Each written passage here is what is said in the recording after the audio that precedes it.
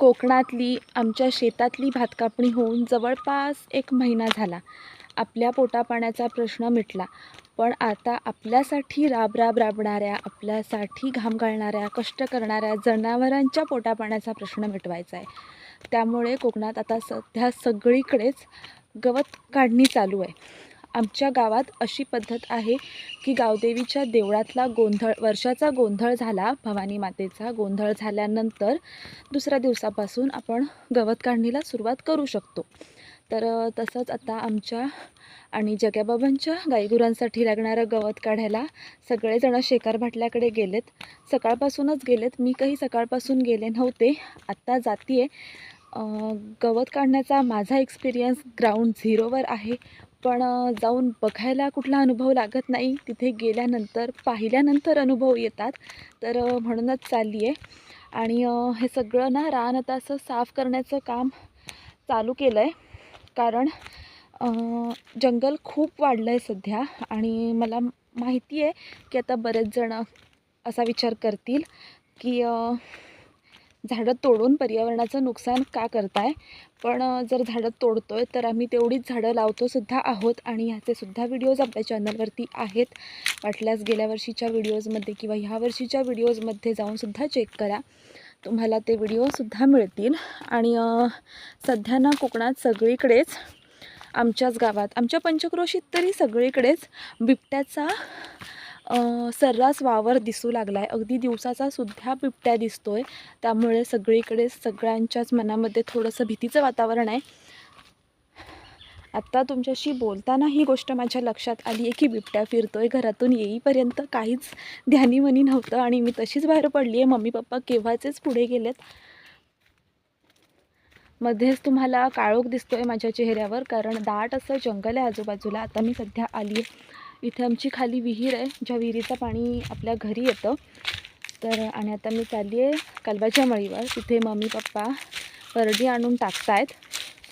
गवत काढणीचा एक व्हिडिओ मी बऱ्याच महिन्यांपूर्वी, जवळजवळ 1-2 वर्षांपूर्वी चॅनलवर पोस्ट केला आहे.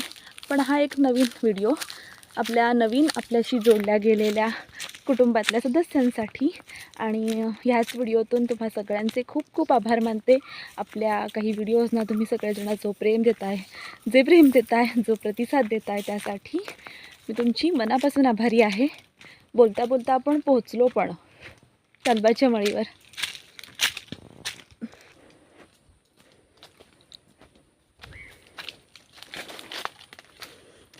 थंडगार वातावरण आहे, कारण थंडीचे दिवसच आहेत. मध्यंतरी 1 आठवडाभर थंडी कमी आली होती. आता 3-4 दिवस ती पुन्हा पडायला लागली आहे. धुकं फारसं कमी दिसतं, पण गारवा जाणवतो वातावरणात. आणि सकाळी थंडी असते, दुपारी भरपूर ऊन पडतं, संध्याकाळी 4 वाजले की पुन्हा थंडी पडायला सुरुवात होते. तर त्यामुळे सगळ्याच तब्येती वरखाली होतात. तुम्हाला म्हटलं होतं ना की कोकणी माणूस जेवढी झाडं तोडतो तेवढीच झाडं तो लावतोसुद्धा. आता ही जर तुम्हाला झाडं दिसत आहेत, ही काजूची झाडं आहेत. ही आपल्या मुन्नाची जमीन आहे आणि त्याच्या घरच्यांनीसुद्धा यंदाच काजूची झाडं लावली आहेत. आता झाड असतं, ते काजूचं असेल, आंब्याचं असेल, झाड असतं. पण असं नाही आहे की कोकणी माणूस फक्त झाडं तोडतो. आम्ही झाडं लावण्यावरही विश्वास ठेवतो आणि म्हणूनच ही एवढी मोठी वनराई, एवढी जंगलं तुम्हाला दिसतात.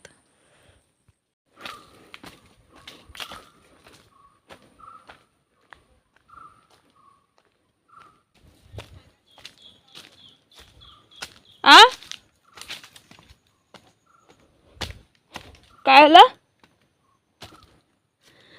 ती समोरून माझी मम्मी येते, जी वरंड घेऊन येते. पाठोपाठ बहुतेक पप्पा आहेत. होय, पप्पाच आहेत ते. काय झालं? काय आलं होता?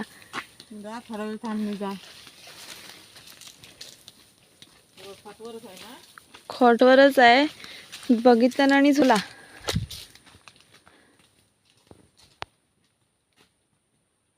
तर आता आम्ही आली आहे आपल्या शेकार भाटल्यात.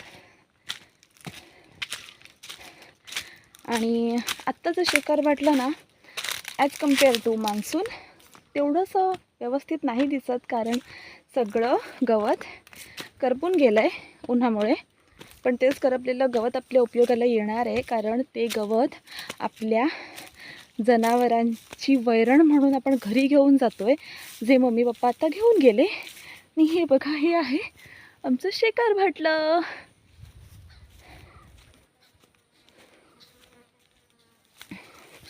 इथे मी तुम्हाला पावसाळ्यात पण घेऊन आली आहे, त्याचा पण व्हिडिओ चॅनलवर आहे, जेव्हा मी बाबांसोबत गुरं चरवायला शेकार भाटल्यात आले होते. तर तेव्हाचा व्हिडिओसुद्धा आहे, नक्की जाऊन बघून घ्या. तुम्हाला खूप आवडेल आमचं पावसाळ्यातलं शेकार भाटलं.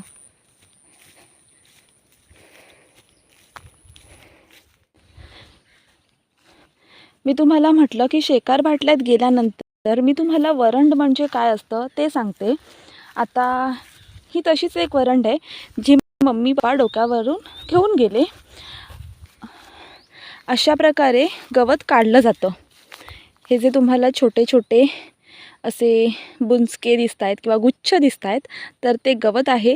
आणि हे गवत काढून झाल्यानंतर हे अशा प्रकारे झाडांच्या वेलींच्या दोरांच्या सहाय्याने एकत्र बांधलं जातं, ज्याची एक मोठी वरंड तयार होते.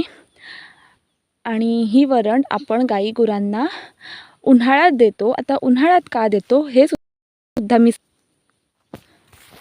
तुम्ही जर कोकणातले असाल किंवा आपले आधीचे व्हिडिओज पाहिले असाल तर तुम्हाला माहीत असेल की आपल्याकडे भात कापून झाल्यानंतर जो पेंडा उरतो, तो पेंडा आपण जनावरांना वैरण म्हणून देतो.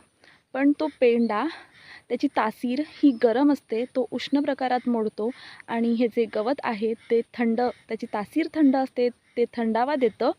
हे गवत खाल्ल्यानं गाई गुरांच्या पोटामध्ये होणारी उष्णता, त्याचा दाह कमी होतो.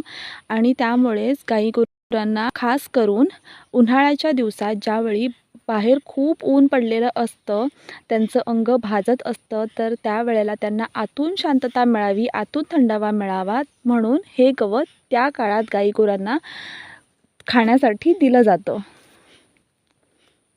आणि जो पेंडा असतो, तो पेंडा आम्ही त्यांना शक्यतो थंडीच्या दिवसामध्ये किंवा पावसाळ्यात खायला देतो, जेणेकरून त्यांना ऊब मिळावी आणि त्यांच्या शरीराचा जो समतोल आहे तो व्यवस्थित राखला जावा. आता ही समोरची जी तुम्हाला झाडं दिसत आहेत, ती सगळी झाडं खैराची आहेत. खैराचं केवढं मोठं बन आहे इथे.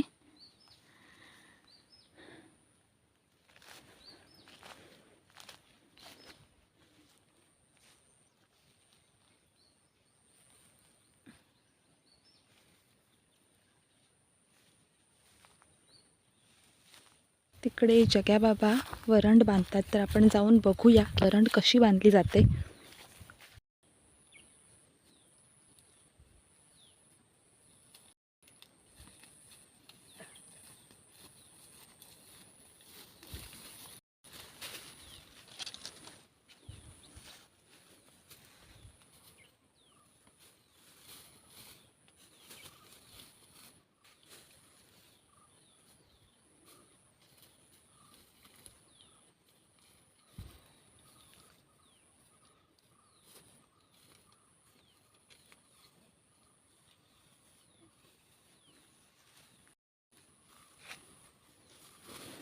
सावकाश.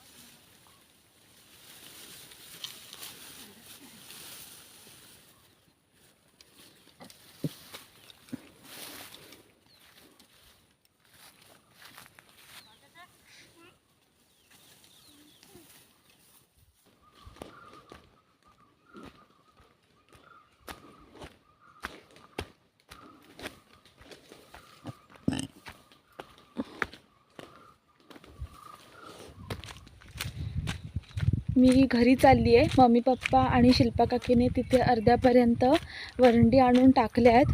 पप्पा इथेच थांबलेत पाठीमागे. जोपर्यंत मी अगदी आमच्या वाडीत येत नाही तोपर्यंत थांबतो म्हणाले.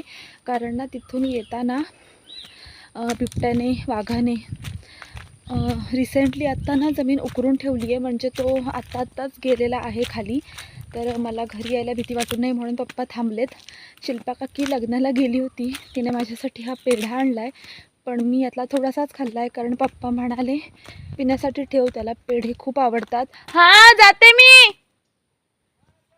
हां पप्पा अजून तिथेच थांबलेत. पिण्याला पेढे खूप आवडतात त्याच्यामुळे त्याच्यासाठी हा पेढा असेल.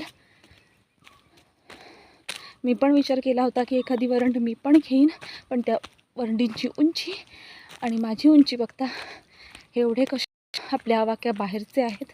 Hats off to you to our parents की ते या वयातसुद्धा एवढा त्रास सहन करतायत. हा व्हिडिओ कसा वाटला let me know in the comment box. आणि तुमच्याकडे बिबट्या फिरतोय का मला कमेंटमध्ये सांगा. आज तर मी मरता वाचली आहे. स्वामी बाय बाय.